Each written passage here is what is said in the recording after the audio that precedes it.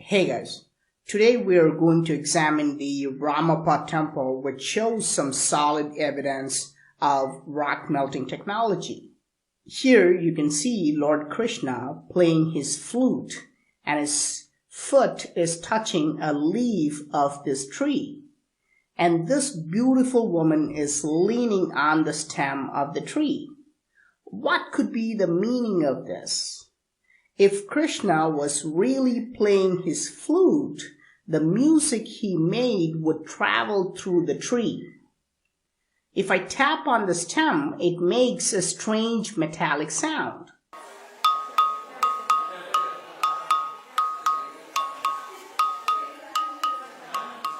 This is made of one solid rock, but yet it makes different sounds when tapped in different parts of the tree stem.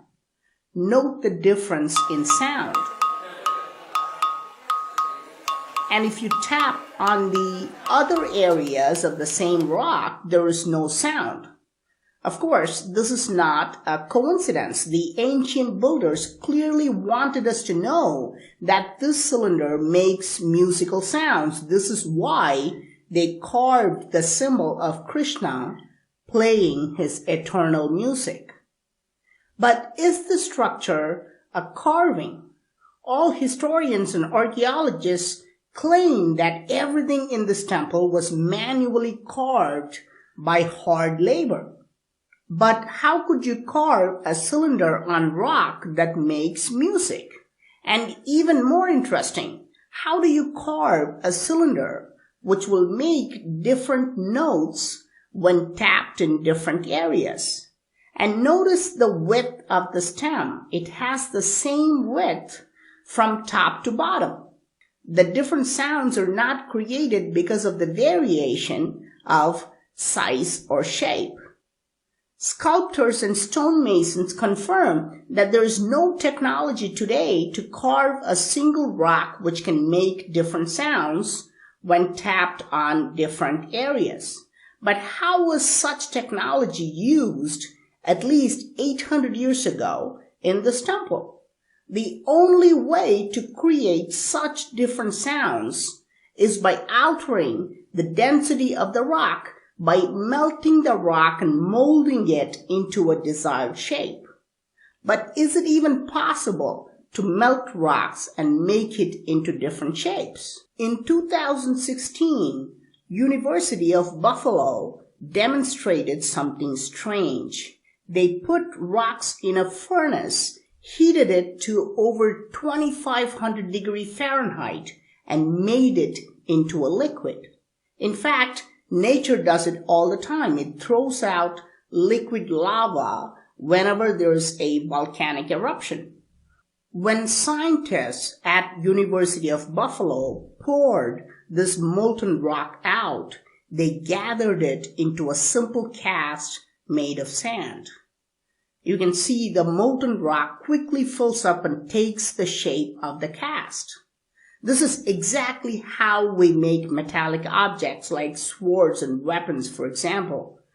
Did ancient builders use the same technology of melting rocks and mold them into desired densities? This would be the only way to make it create different sounds in different places.